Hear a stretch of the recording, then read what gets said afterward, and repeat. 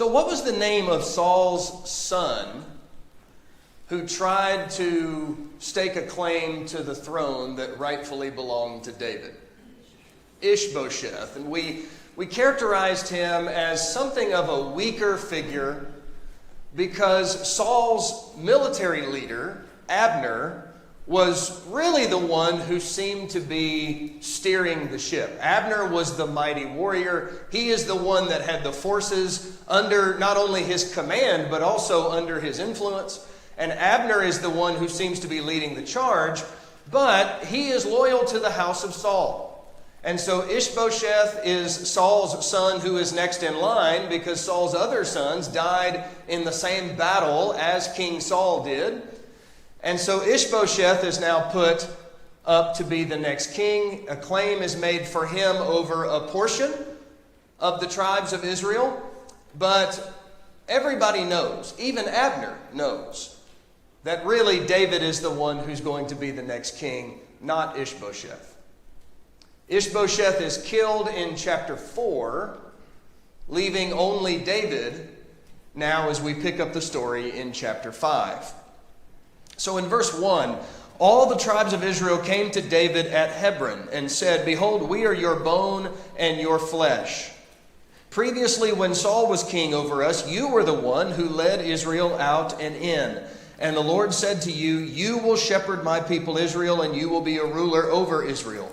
So all the elders of Israel came to the king at Hebron, and King David made a covenant with them before the Lord at Hebron. Then they anointed David king over Israel. David was 30 years old when he became king, and he reigned for 40 years. At Hebron, he reigned over Judah 7 years and 6 months. And in Jerusalem, he reigned 33 years over all Israel and Judah. So David begins his reign in the city of Hebron, which is where the Lord told him to go. Now he's been there 7 years, 7.5 years, and then he's going to take Jerusalem and make that his new capital city. And that's what we're about to read about in just a moment. Notice a couple of things that are said by these people who come to David. These are the tribes of Israel, verse 1 says, and they say to him, "We are your bone and your flesh." Okay, what are they saying with that? We're family. We're Israelites. We're with you, okay? Now, why are we pointing that out? That seems like something that's obvious, number one, but kind of a simple thing and easy to skip over. But remember, David was doing this thing for a while where he feigned some allegiance to the Philistines. Remember that? Okay? And so I don't think there was ever any doubt. It doesn't seem that there was any doubt among the Israelite people as to where David's loyalties lie. I don't think there was confusion about that. But I do just think it's interesting that they come to him and they say, "We are with you, you are with us, and we are ready to make you the king. We are family, we are brethren." And so they say this to David in verse 1, and then in verse 2, they recognize, even when Saul was king, you were the one who had the greatest amount of influence over us. You were the one that God chose to become the next king. And so they make this covenant with David in verse 3, this loyalty, this allegiance, and they anoint David king. Now, while David is here, he is going to be joined by a number of these soldiers who come from the Israelite army. We've actually already talked about this, and so I don't want to go and revisit all of that again. But in the book of 1 Chronicles, we read about all the ones who came to David while he was in Hebron. And all of these several thousands of soldiers, multiplied thousands of soldiers from the people of Israel who came to David and pledged their allegiance to him. Okay? So that happens here when David is in Hebron. Now, in 2 Samuel chapter 5 and in verse 6, now the king and his men went to Jerusalem against the Jebusites, the inhabitants of the land, and they said to David, this is what the Jebusites said to David, "You will not come in here, but the blind and the lame could turn you away." For they were thinking, David will never enter here. All right. Why would the Jebusites take this attitude towards David? There is no way you're going to take our city. We could even send out the lame and the blind to fight against you, and you wouldn't be able to take them. Now, do you want to go into a battle with blind people or lame people? I don't. So where is this confidence coming from for the Jebusites? Strong position. That's the key. All right, I'm going to show you some pictures in just a moment that will help us understand that even better.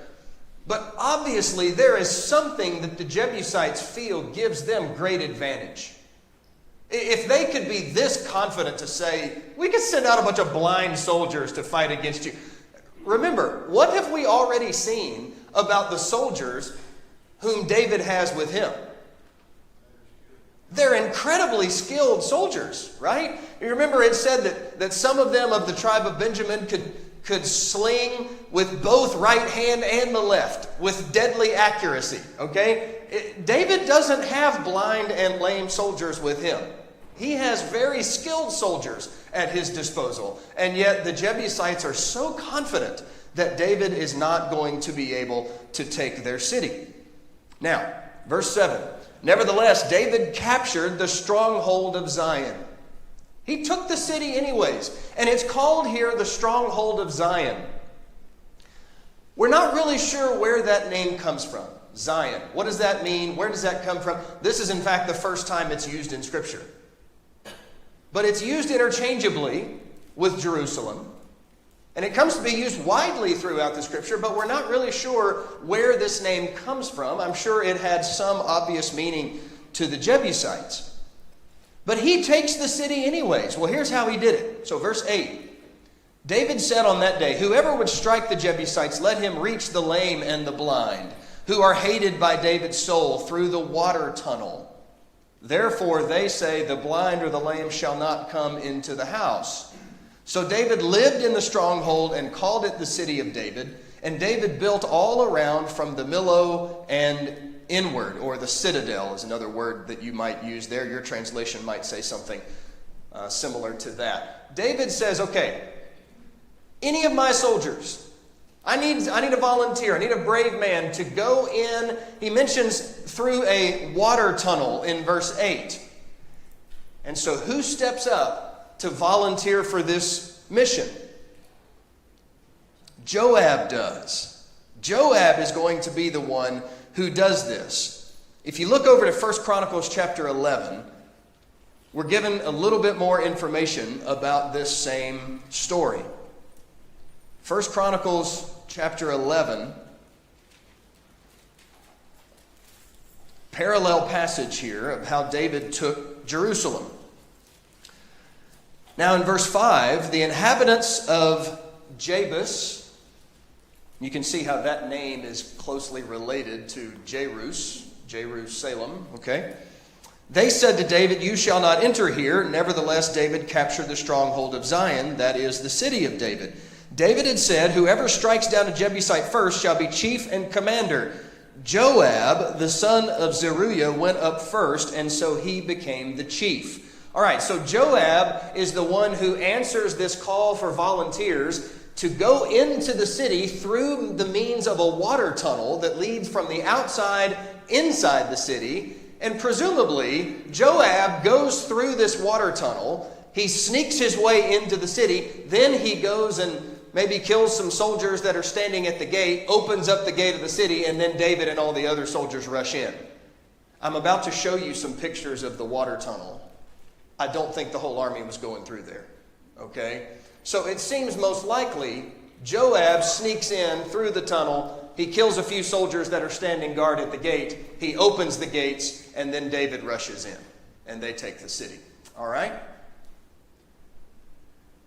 So let me get to these pictures. But before we do that, let me give you a little bit of the lay of the land here. Now, this is an artist's depiction, a graphic of what ancient Jerusalem looked like, but make sure you notice the date here, okay? This is from shortly after the time of Christ. This is 1st century AD Jerusalem. This is not even close to what Jerusalem looked like when David took the city. When David took the city, all you had, you see this wall right over here? This was the city of David right over here. And obviously you see that heading there. But look at these walls right here. That's what we're talking about.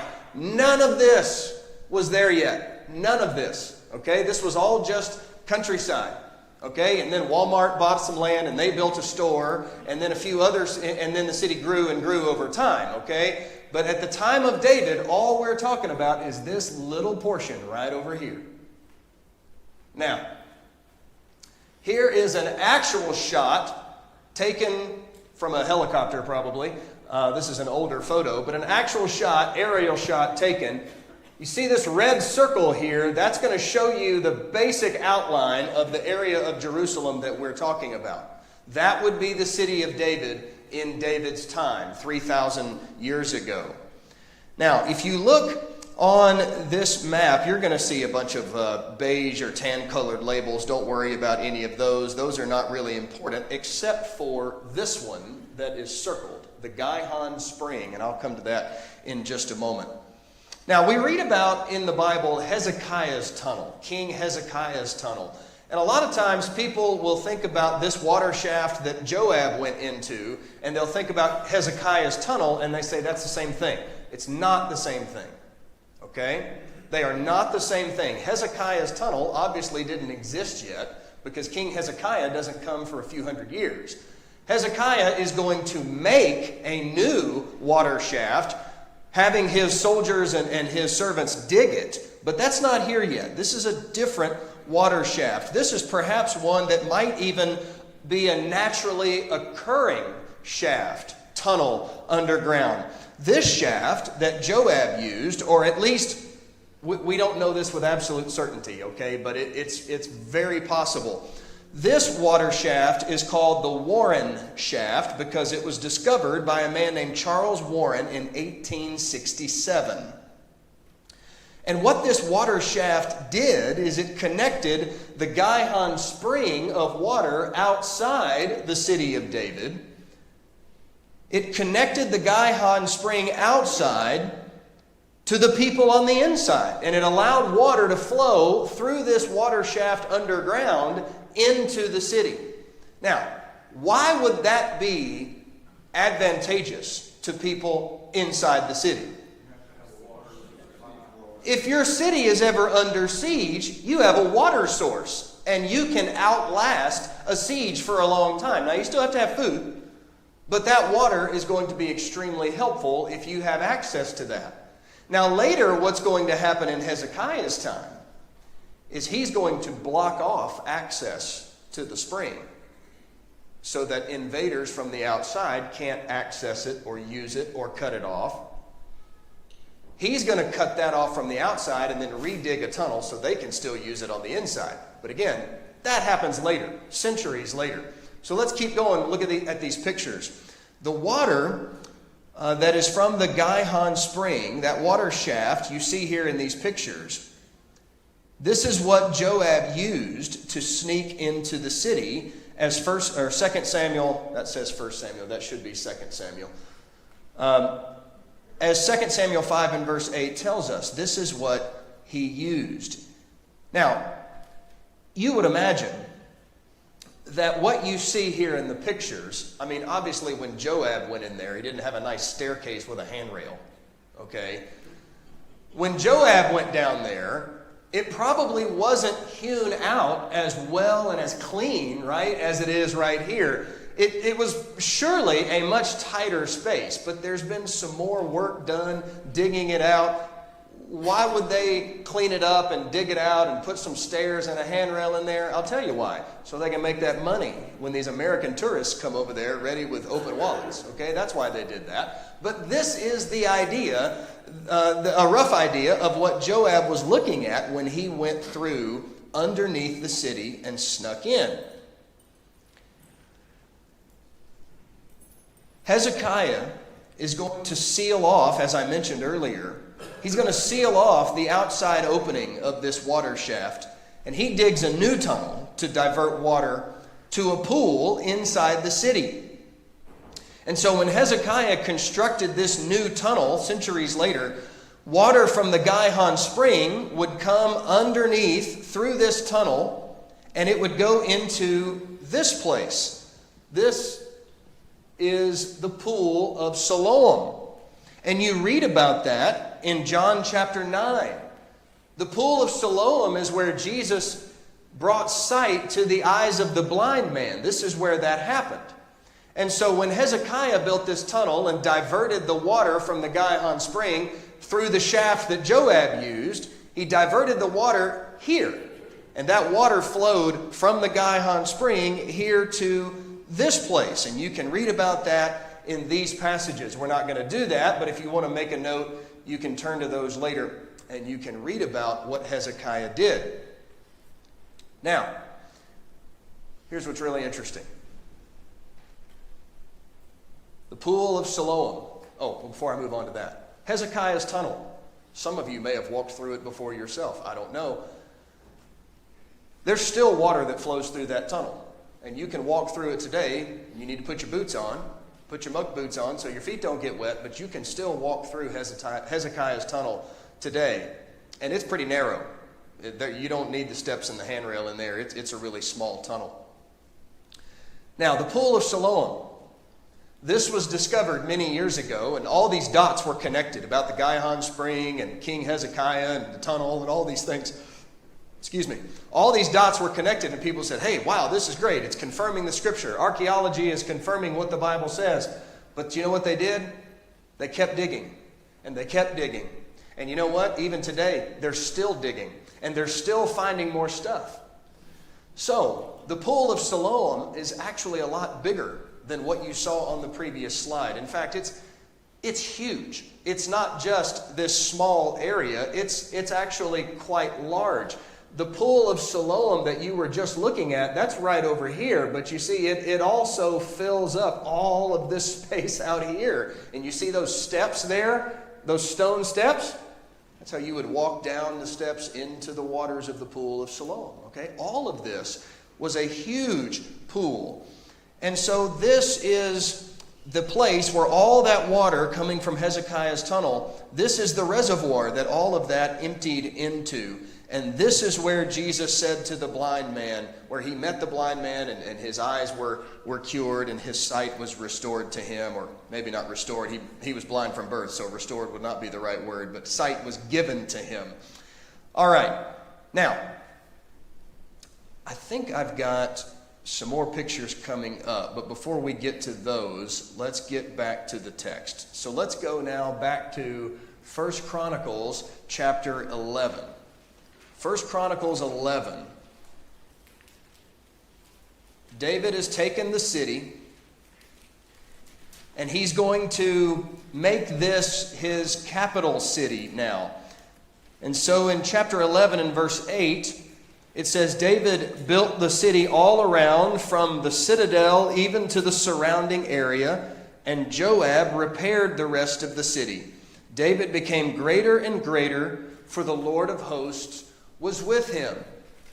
Now, once again, this is another artist's rendering of what the city of Jerusalem looked like, but this is not what it looked like during the time of David. What is the most obvious sign of that in this picture, that this is a depiction post-David? What's the most obvious reason we know that? The temple is there. Yeah, David doesn't build the temple. His son Solomon is going to do that. Okay, so the temple compound here, that's not there yet, but none of this, all of this down here is not there. I don't know if you can see this very well, but do you see this dark line kind of makes just a little wall here? You see that? That would be the city of David in the time that we're discussing right now. Just that small little portion of the city of Jerusalem.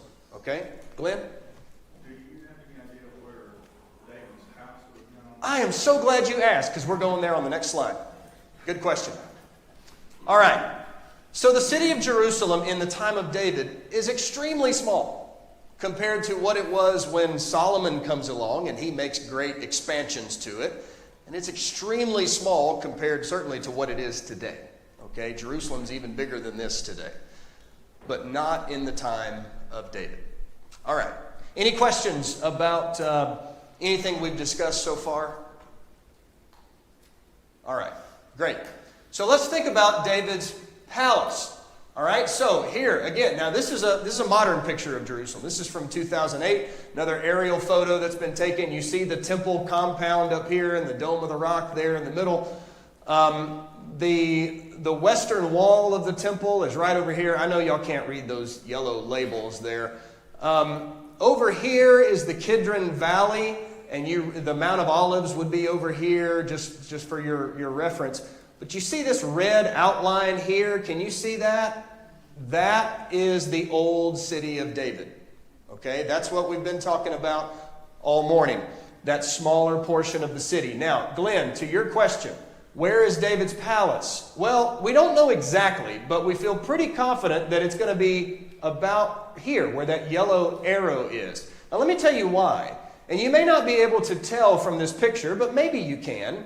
What do you think the topography here is? Do you, what Trudy say it? David builds his palace up on the higher, thank you. I didn't do that. Man, that was, okay, that's good. You can see that the temple is built up on the highest part of the plateau. All right?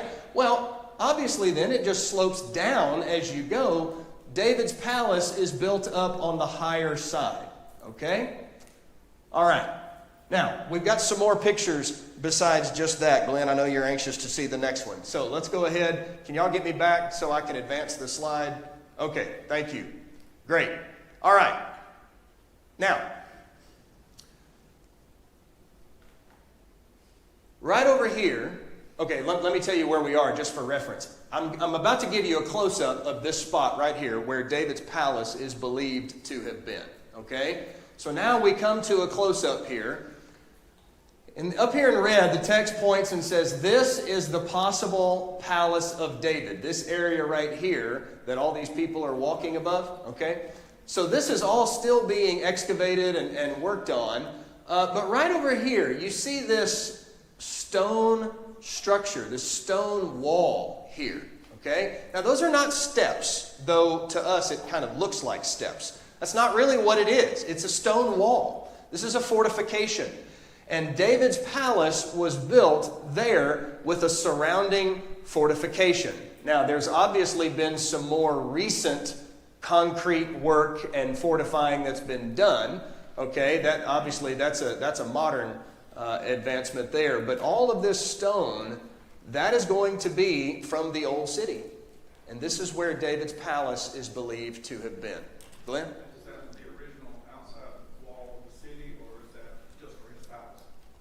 I believe so, but I'm not certain. That's a good question.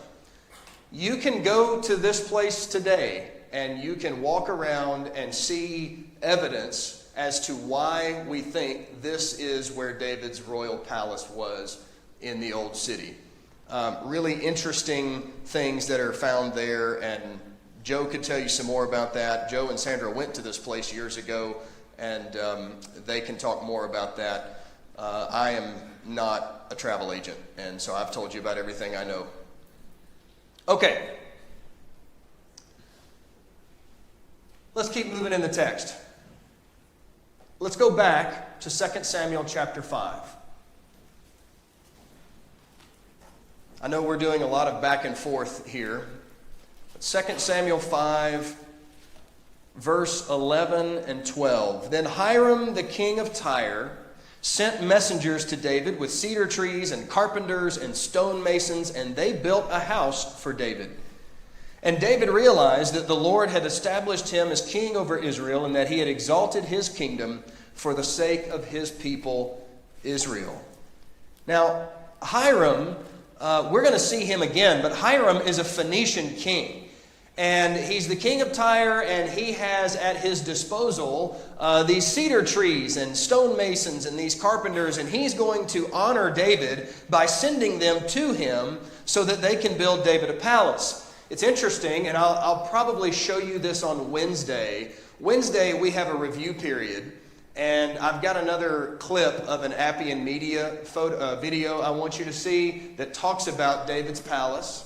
And it talks about Joab going in through the water shaft, everything we've talked about today. I want to show you a few minutes of that clip. But one of the things in that video shows a 3,000-year-old Phoenician stone column top that was discovered at that site that I just showed you where they believe was David's house. Well, doesn't that match up? 3,000 years old, Phoenician stone masonry column. I wonder who might have built that and put it there, right? And it's just confirming for us what the scriptures are teaching us about the life of David. Now, I want you to turn over and look at Psalm 30. I think this is interesting that we have seen so much of the Psalms of David thus far. Would you describe them as positive or negative in their tone? Just generally, how would you... Yeah, they've all been negative, right? Oh Lord, Saul's after me again. Please save me, right? That's kind of basically the idea of all the Psalms that he's written. Oh God, I know of this terrible man named Doeg who did awful things, okay? A lot of the things, and I'm not saying that to make light of it, but I'm just giving the general idea. David has written some very discouraging and depressing kinds of Psalms, and yet Psalm 30 is very different. Verse 1, I will extol you, O Lord, for you have lifted me up and have not let my enemies rejoice over me. You know, enemies like Doeg, enemies like King Saul, enemies like the Philistines who hated me and cast me away. There have been lots of people who've been opposed to David, but God has protected him. He says in verse 4, sing praise to the Lord, you his godly ones, and give thanks to his holy name. Verse 6, I said in my prosperity, I will never be moved. O Lord, by your favor, you have made my mountain to stand strong. What do you think that's referring to? His new city. Yeah, look at the heading of the psalm. A song of dedication of the house. All right, this is Jerusalem we're talking about. David is expressing his joy and his thanksgiving to God for God's protection over him. And he says, even now in my prosperity, I will not be moved. I'm not going to let my blessings and my fortune and my prosperity take me away from my focus on the Lord. What a great application for us to make today. In verse 10, hear, O Lord, and be gracious to me. Be my helper. You have turned for me my mourning into dancing. Okay, good. Again, positivity. David is expressing his gratitude to the Lord for how good God has been to him. All right. Let's go back to the book of 1 Chronicles now. 1 Chronicles, I want to go to chapter 12. I just want to look at one verse. There's a lot of things that we could comment on here. Some of this we've already looked at. This is the ones who come to David early in the chapter when he's at Ziklag, and we've already talked about those men who came to him. Then in verse 23, and we've talked about this already as well, these are the numbers of the divisions equipped for war who came to David at Hebron to turn the kingdom of Saul to him. But I want you to notice what is said in verse 38. All of these, being men of war who could draw up in battle formation, came to Hebron with a perfect heart to make David the king over all Israel, and all the rest also of Israel were of one mind to make David the king. All of these tribes, all of their soldiers come to David, some at Ziklag, some come to him now when he's in Hebron, and they join him. And what is their united purpose? Make David the king. Let there be no more dispute. This is not about Ishbosheth. This is not about Abner. This is not about anybody but David. David is the one whom God has chosen. He's the one who's going to be the rightful king. All right. Now, there's a lot more we could say about these mighty men of David. We're going to see them again and again as we go throughout the battles that David fights. This is our last slide that we're going to cover this morning. David's family expands when he conquers Jerusalem and he sets it up as his capital. Let's think about the wives that we know about from David up until this point. His first wife was Michal, the daughter of Saul. And we've talked a good bit about her and how she was removed by her father from her husband and given to another man. And then later, she's taken away from him and brought back to David in 2 Samuel chapter 3. But while David was a fugitive on the run from King Saul, he married two other women, Ahinoam, we haven't talked much about her, and Abigail. 1 Samuel 25 talks about her at length and why David was attracted to her and wanted to add her as a wife. And there were other wives and other concubines that David accumulated as the years passed. David, the text says, had 6 sons who were born to him in the 7.5 years that he lived in Hebron. Amnon, Absalom, and Adonijah are the 3 sons of David born at Hebron that we're going to see more and more of, especially as we get into 2 Samuel, later into the chapters, even into 1 Kings. When David was in Jerusalem, he had more sons. And of those sons that he had in Jerusalem, the 2 that are of the most interest, primarily Solomon, but then also Nathan, not to be confused with Nathan the prophet, whom it seems this son is likely named after. So let's put some scriptures on all of this family tree. So let's go back to 2 Samuel. Go to chapter 3. We've read these few verses already, and then we'll pick up some more in chapter 5. 2 Samuel 3 and verse 2. This is coming right after verse 1 that says David's house grew stronger. Part of his house growing stronger is that his family is getting larger. He's adding sons.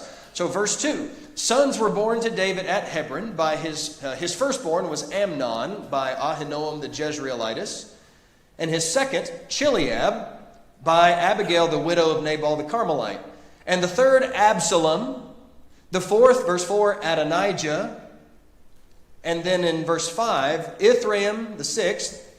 These were born to David at Hebron. Okay, but again, Amnon, Absalom, Adonijah, those are the prominent ones. Now we go to chapter 5, verse 13. David took more concubines and wives from Jerusalem after he came from Hebron, and more sons and daughters were born to David. Now these are the names of those who were born to him in Jerusalem: Shammua, Shobab, Nathan, and Solomon, Ibhar, Elishua, Nepheg, Japhia, Elishama, Eliada, and Eliphalet. Man, how'd you like to have some of those names in kindergarten? Right? All right, everybody write your name on your paper. Elephant. No. All right, but again, the ones that we want to emphasize, verse 14, Nathan and Solomon.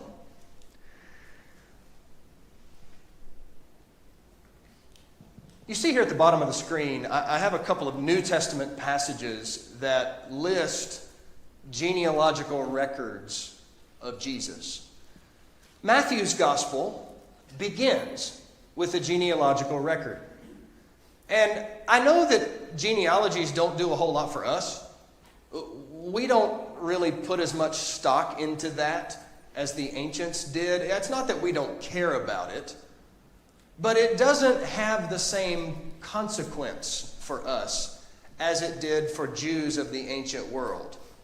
Particularly those who are of the tribe of Levi. Why is that important? For them to know who their ancestors are.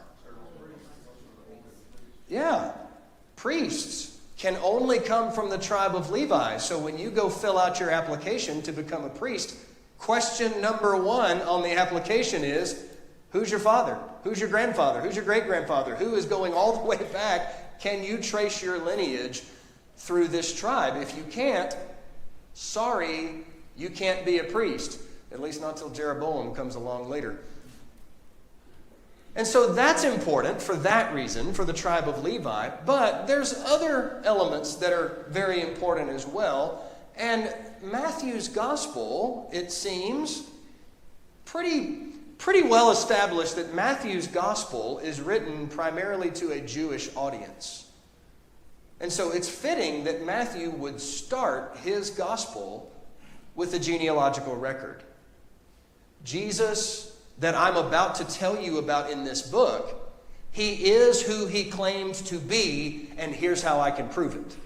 This is who his people are. Okay? So the genealogical records are important. Matthew's gospel breaks up the lineage of Jesus in kind of a unique way. Breaks it up into 3 segments of 14 generations. We know for a fact, and this is not disputed, that there were generations that Matthew left out. Okay? But it seems that he did that for a purpose, and the purpose was not deception, but the purpose was to perhaps make it more memorable, to make it easier to memorize the genealogy of Jesus, or to make it simpler to understand. 14 generations here, 14 generations here, and so forth. Matthew has purposes in doing that. We may not fully understand, but Luke's gospel also gives a genealogy of Jesus, but this one is different. A lot of people believe, and with good reason, that Matthew records the lineage of Jesus through Joseph, while Luke records his lineage through Mary. That's not certain. For a long time I thought it was, because every commentator that I read on it talked about it as if it was certain. I've read some more things recently that kind of make me go, I don't know about that. Doesn't matter. It doesn't matter. We're not having to figure out every detail of all of that. But Luke and his genealogical record is very different from the one that Matthew gives in the terms of the number of names that are listed and the depth that Luke seems to go into, which that seems to be fitting, given that Luke's writing oftentimes goes into much greater detail than the other synoptics do. Okay, good. I'm glad I talked about that till the bell rang, because I didn't want any questions about the genealogies. All right, thanks everybody. We're going to pick up there with a review on Wednesday.